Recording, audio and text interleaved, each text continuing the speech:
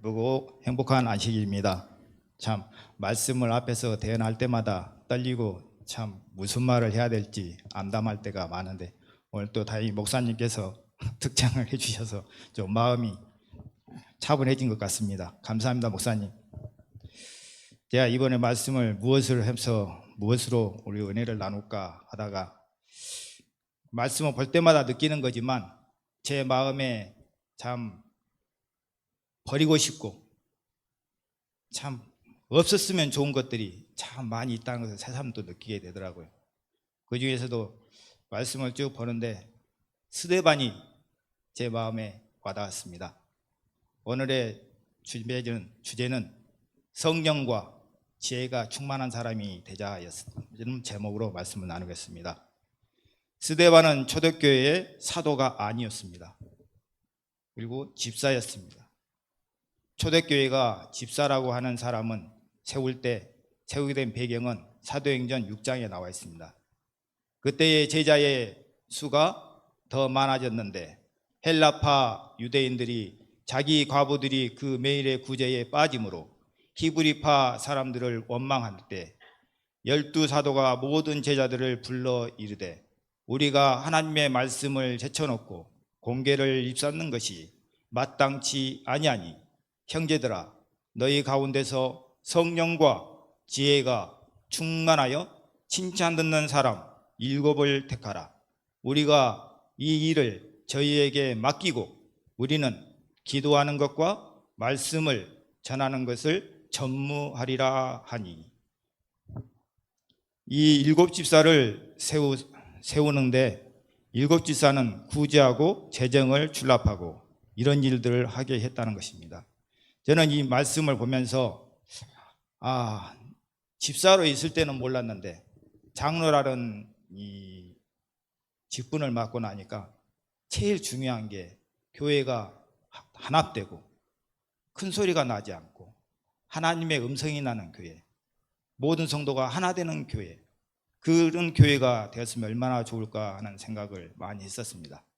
그런데 이 사도행전을 보니까 이 당시에는 어느 시대였습니까? 오순절 성령이 내리고 제자들이 능력을 받아서 설교를 한번 할 때마다 3,000명, 5,000명씩 몰려들었다. 교회가 잘 되고 부흥하는데도 뭐가 있었어요? 부르파음이 일어났다는 것을 보면서 교회라는 곳이 사람이 부흥이 되고 많아지면 많아질수록 그 겉으로는 부흥이 되지만 속으로 또 부르파음이 일어나고 있구나. 이때 누구를 택했어요? 성령과 지혜와 또한 모든 사람에게 칭찬받는 사람을 7 집사를 세웠다는 것입니다.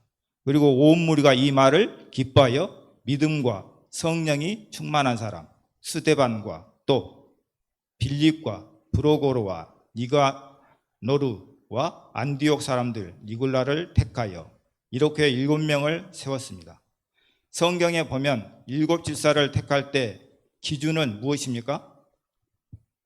성령과 지혜가 충만한 사람이었다는 것입니다. 이 7 사람 중에서 누가 제일 우선이었습니까?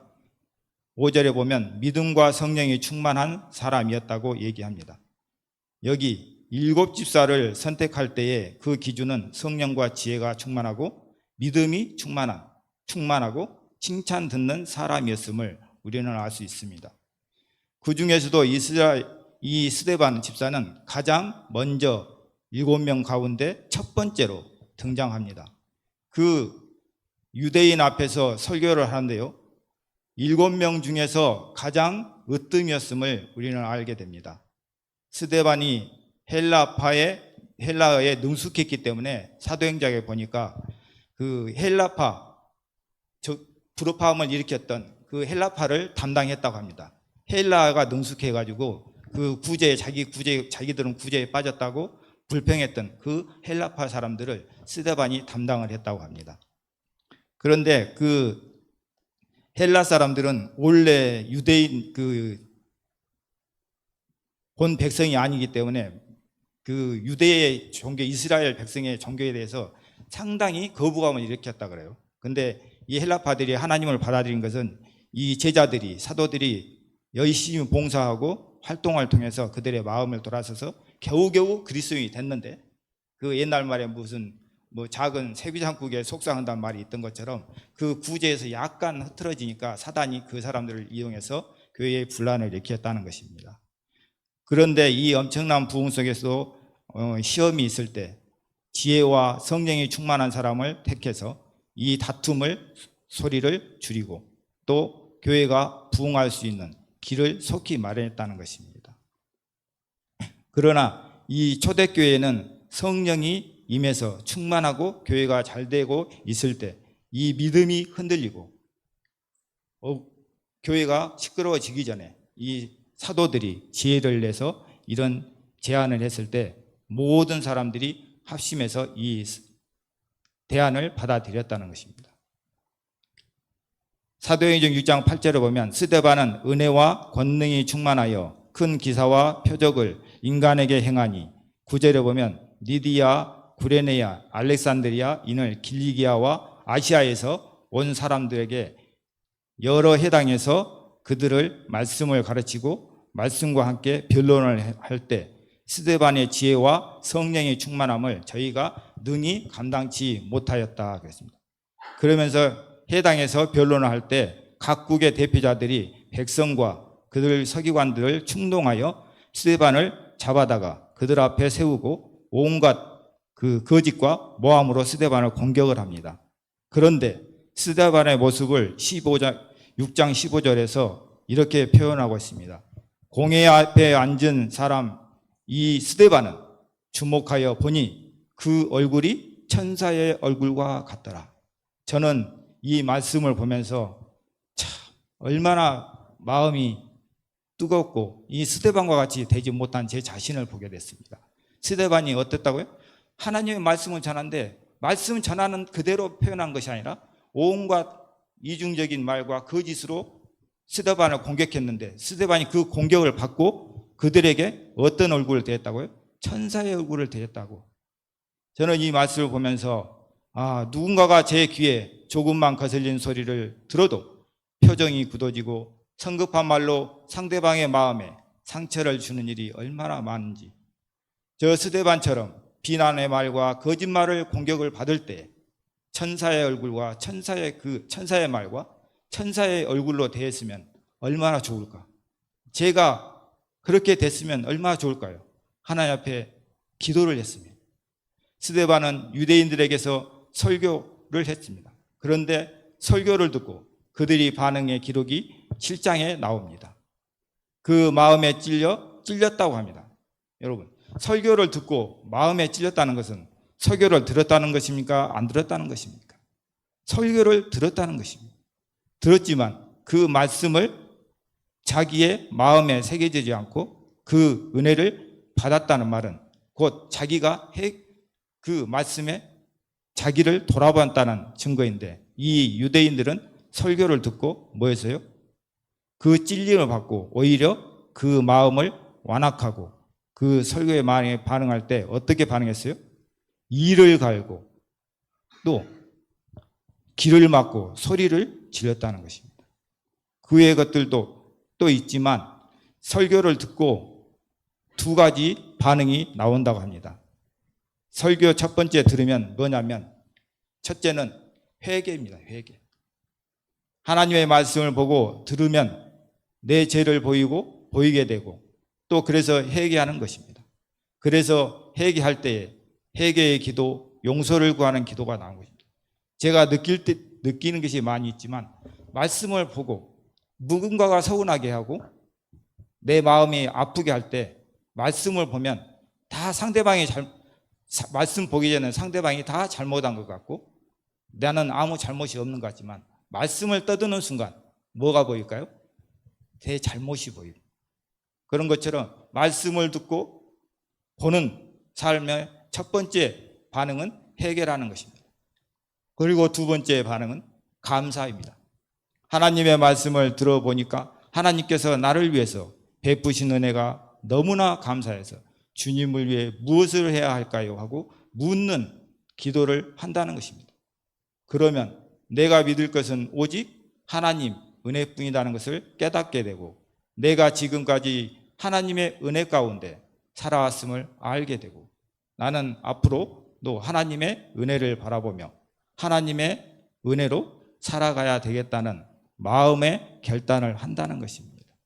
여러분에게는 지금 하나님의 말씀을 어떻게 읽고 어떻게 들린가요? 하나님의 말씀을 보고 들으면서 어떻게 반응하고 있습니까? 그러나 유대인들은 스데반의 설교를 듣고 회개하지도 않고 그 말씀을 듣고 믿음이 생기지도 않고 그 말씀을 듣고서 감사하는 마음도 없었다는 것입니다. 오히려 그를 향하여 이를 갈고 야하고 스데반의 설교를 사도행전 7장 1절부터 53절인데, 이 스데반의 설교는 이스라엘 전 역사를 요약하고 있는 것입니다. 이스라엘의 믿음의 조상들의 역사를 설교했습니다. 스데반의 설교를 요약하면 세 가지로 나누어질 수 있습니다. 첫 번째는 유대 역사를 자세히 살펴보면서 하나님께서 섬세한 손길로 이스라엘을 하나님께서 지금까지 인도해 주셨다는 것입니다. 두 번째는 이스라엘 민족은, 우리 조상들은 지금 이 순간에도 있는 우리들도 마찬가지지만 하나님의 말씀을 거역하고 반역하며 삶을 살아왔고 살고 있다는 것입니다. 세 번째는 이렇게 거역하고 반역한 우리 민족을 위해서, 이 죄인들을 위해서 하나님은 하나뿐인 아들 독생자를 우리들에게 보내주셨다나, 그런데 우리는 하나님께서 우리를 위하여 보내주신 그 예수님을 십자가에 죽게 했다는 것입니다. 그 예수님을 메시아로 받아들이고 구원을 또 얻으라는, 그리고 여러분, 그것이 스데반의 설교의 핵심이요 전부였습니다. 스데반이 베드로와 같은 사도가 아니었습니다. 스데반은 평신도 집사였고 교회의 재정을 돌보는 직분으로 집사라는 직분을 받은 사람이었습니다. 스데반은 사도들이 누린 특권도 없는 사람이었습니다. 특권이란 12사도들은 예수님과 3년 반 동안 함께 했던 그 특권을 말하고 있습니다. 스데반은 지혜와 성령으로 가득한 인물이었다는 것입니다. 우리가 스데반을 보면 느낄 수 있는 것이 하나 있습니다. 내가 가진 직분이 무엇이든지 내 안에 말씀과 성령이 충만하기만 하면 우리는 복음을 표현하는 삶이 되고 또한 복음을 전하는 삶을 살 수 있다는 것입니다. 하나님께서 주신 직분을 거룩히 여기지 못하고, 또 다른 한편으로는 어떤 분은 참 겸손하게 말한다고 말하지만 나는 집사가 아니야, 잡사요, 그렇게 표현하신 분도 있어요. 자기를 낮춘다고 그렇게 말을 하는데 하나님의 거룩한 직분을 그렇게 표현할 때도 있다는 것입니다. 또 상대가, 내가 장로와 집사로 직분은 가지고 있지만 삶을 그렇게 살지 못하면 이방인들이 또 그렇게 저희에게 그렇게 표현할 수 있다는 것입니다. 하나님의 부르심에 순종하는 마음으로 주님이 주신 직분에 충실해야 한다는 것입니다. 저와 성도님들이 주님의 말씀에 순종하는 그 초대교회의 7 집사들처럼 하나님의 성령의 도구로 순종하는 삶이 되시기를 바랍니다. 또한 성령과 지혜가 믿음이 충만한 사람을 선택했습니다.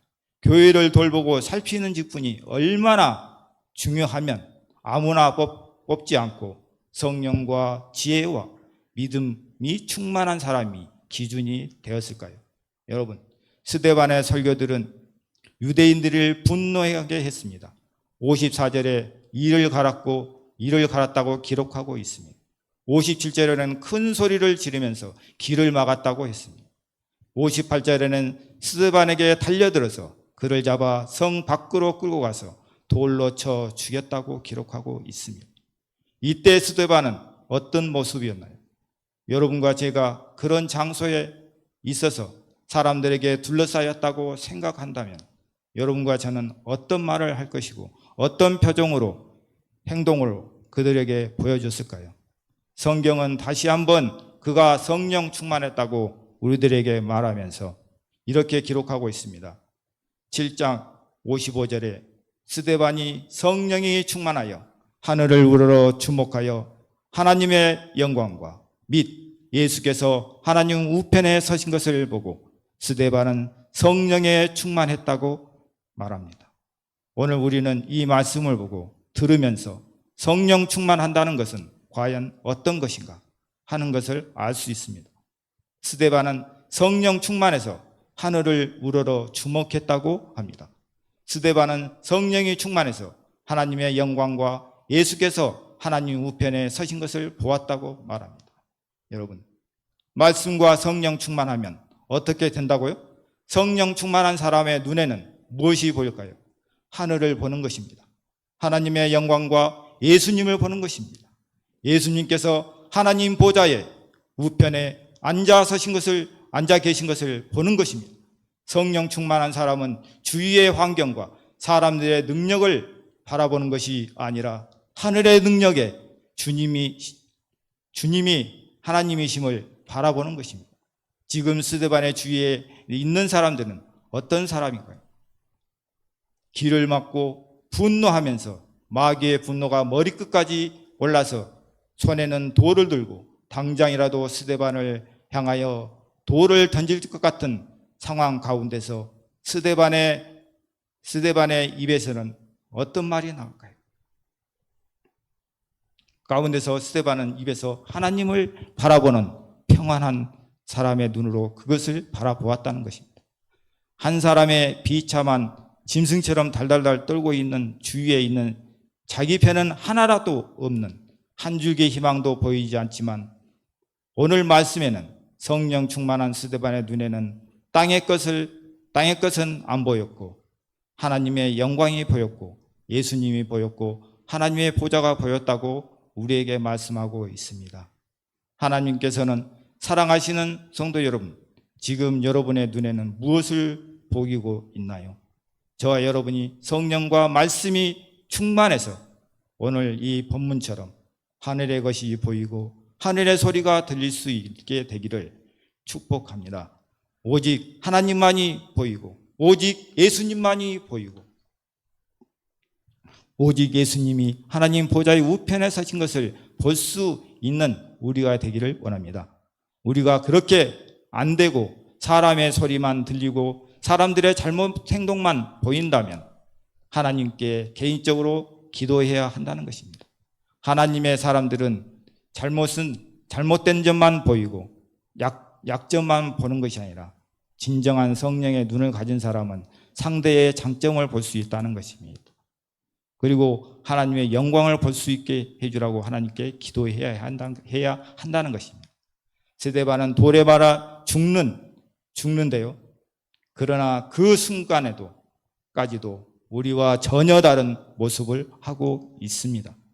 그가 죽을 때에 이렇게 죽어갔다고 성경은 말하고 있습니다. 사도행전 7장 59절 60절입니다. 그들이 돌로 스데반을 치니 스데반이 부르짖어 이르되 주 예수여 내 영혼을 받으시옵소서. 60절 무릎을 꿇고 크게 불러 가로되 주여 이 죄를 저들에게 돌리지 마옵소서 하고 자니라. 그가 죽을 때 했던 그의 마지막 기도 두 마디입니다.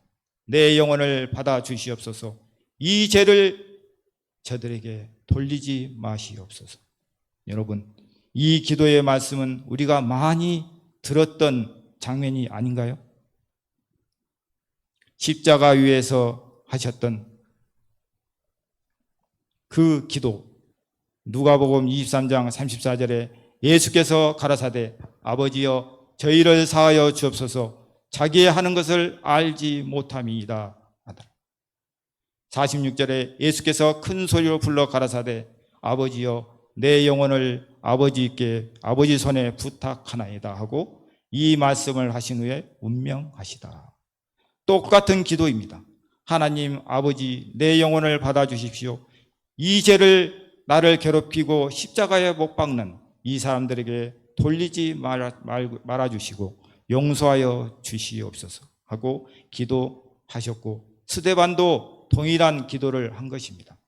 그래서 스데반은 예수님을 생각나게 하는 기도를 드렸습니다. 저는 우리의 말과 기도가 예수님이 생각나게 하는 것이었으면 얼마나 좋을까. 우리의 삶이 예수님이 생각나게 하고 나의 죽음이 예수님의 죽음이 생각나게 했으면 얼마나 좋을까.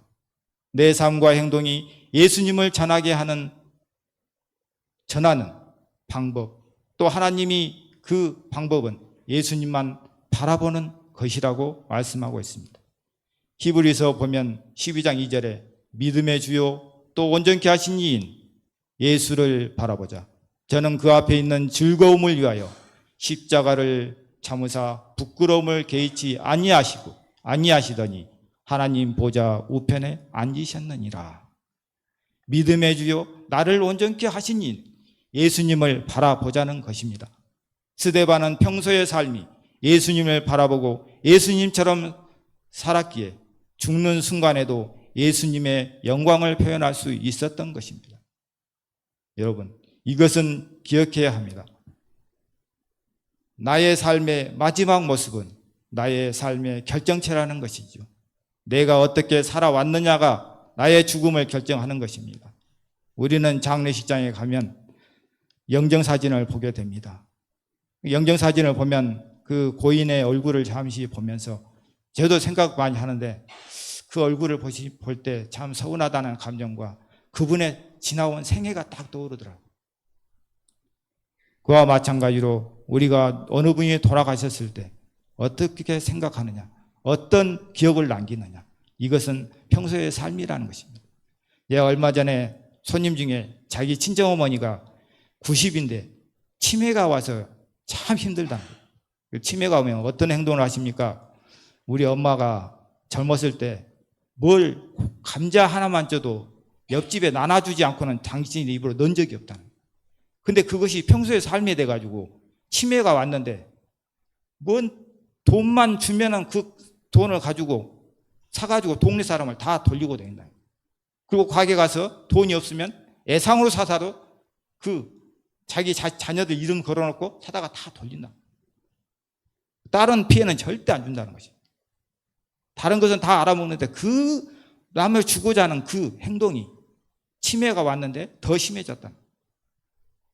저는 그 소리를 들으면서 사람의 삶이 얼마나 그렇게 나눠주는 삶이었으면 치매가 왔는데 더 심해져서 자기 자식들한테 돈 뜯어다가 다른 사람 나눠주고 있을까. 이런 것처럼 우리의 삶이, 내 행동이, 제가 이 말씀 보면서 나는 중앙교회에서 혹시 영정사진에 걸리면 우리 중앙교인들이 나를 뭘 기억할까?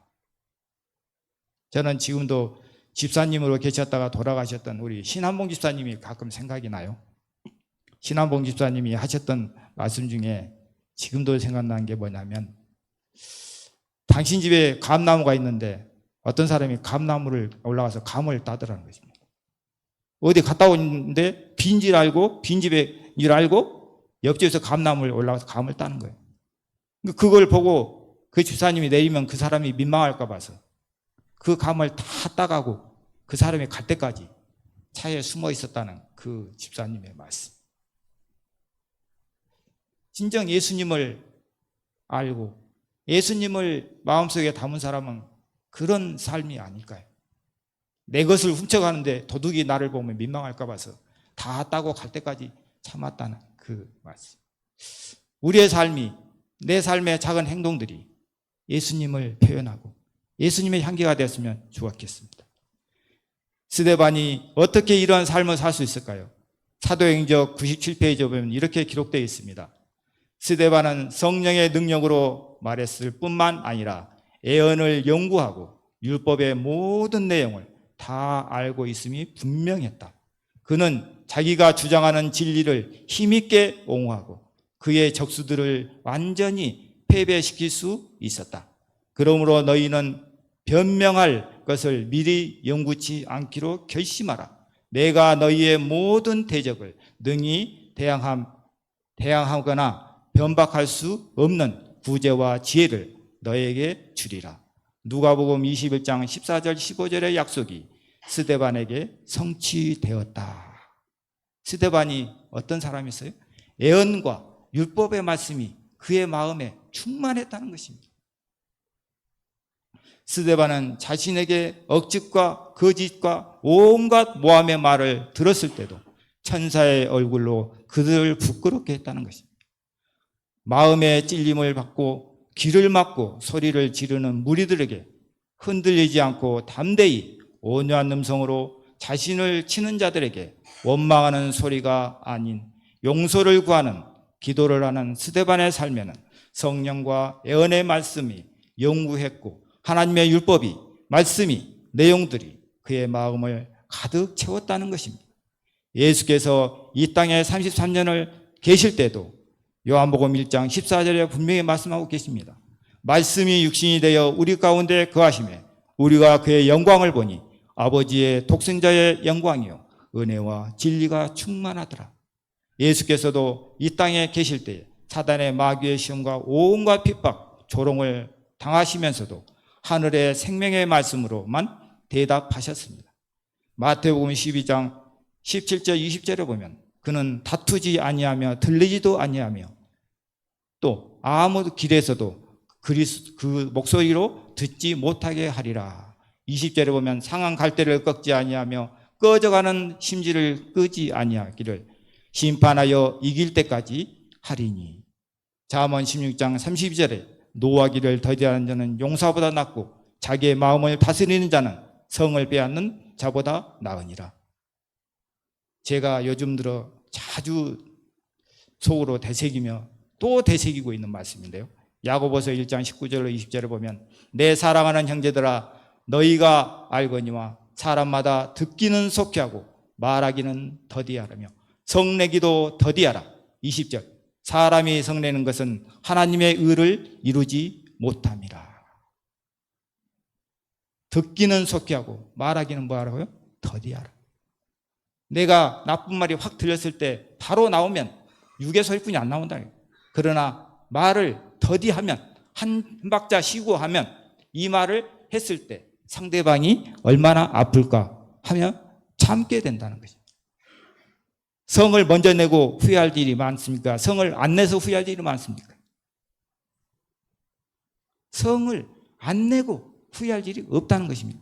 성을 내서 후회할 일이 많다는 것입니다. 많은 사람들은 이렇게 말할 때가 많습니다. 저도 포함해서 똑같이 말을 하죠. 착하게 살려고 하는데 꼭 누가 시비를 걸고 좀 조용히 살려고 하면 가만 놔두질 않는다. 이런 변명을 하죠. 오늘의 말씀에서 보면 저와 여러분들은 어떤 교훈을 받습니까? 예수께서도 말씀이 육신이 되어 우리 가운데 거하심에 우리가 그의 영광을 보니 아버지의 독생자의 영광이요 은혜와 진리가 충만하더라. 스데반은 어떤가요? 그는 유대인 중에서 집사로 부름받은 현 시대에 살아가는 우리와 조건이 같은 사람으로서 유대 지도자들과 백성들의 수많은 거짓으로 모함을 당해도 천사의 얼굴 환하게 그들을 대했다고 합니다. 말씀을 전하며 자신을 돌로 치는 자들을 위해 기도하는 예수님의 기도가 생각나게 하면서 이 땅의 삶을 마치는 모습은 오늘 이 순간 우리의 마음에 설교하고 있습니다. 저는 이 말씀을 준비하면서 느낀 것이 참 많습니다. 작게는 가정에서 한 여인의 남편이요 한 아이의 아빠로서 영적인 본을 보이지 못했고, 좀 크게는 교회의 직분을 맡은 자로서 교회에 충실하지 못했고 참으로 예수님의 향기를 보여주지 못했던 점들을 여러 하나님과 성도님들에게 다시 한번 죄송하다는 말씀을 전하고 싶고요. 참 제가 말씀을 보면서 느낀 것은 스데반은 말씀이 들어있기 때문에 어디를 때려도 뭐가 나왔어요? 말씀이 나왔어요. 예수님도 말씀이 육신이 되어 우리와 함께 거하셨기 때문에 온갖 수모와 핍박을 받으면서도 침뱉음을 받으면서도 오직 하늘의 향기의 말씀을 전했다는 것입니다. 내가 편하게 내가 선하게 살라 그러는데 누가 건드려서 내 본성이 나왔다. 이것은 누가 건드려서가 건든 사람이 문제가 아니고 건드렸을 때 본성이 나왔다는 것은 내 속에 뭐가 없다는 것입니까? 완전한 예수님의 말씀과 예수님의 향기가 없다는 것입니다. 향나무는 도끼질을 당하면 당할수록 향기가 더 납니다. 그런 것처럼 우리의 삶이 누구에게 핍박을 당하고 억울한 일을 당할 때 악을 악으로 갚지 않고 선으로 승리하며 내 작은 행동 속에서 예수님의 향기가 드러나는 그러한 삶이 되었으면 합니다. 엘렌 G 화이트이 마지막 그 자서전에 보니까 운명하시기 전에 이 말씀을 남기셨더라고요. 나는 내가 사랑하는 자를, 내 영혼이 의뢰하는 자를 알고 있다. 내가 사랑하는 자를, 내가 의뢰하는 분이 어떤 분인지 알고 있다는 것입니다. 우리가 예수님을 안다는 것은 무엇입니까? 공격을 받을 때, 억울한 일을 당할 때, 나만 헌신한 것 같고 나만 희생한 것 같고 다른 사람은 다 편하게 신앙한 것 같을 때 예수님을 바라보자는 것입니다. 핍박이 올 때 우리의 시선이 핍박을 주는 사람을 향해 있지 않고 우리의 시선이 어디로 가자고요? 하늘을 보자는 것입니다. 그랬을 때 하나님의 영광이 보이고 예수님의 보좌가 보이고 예수님의 은혜가 보이는 저와 여러분들이 되셔서 마지막 남은 백성으로서 하늘의 향기를 전하는 삶이 되시기를 바라면서 말씀을 마치겠습니다.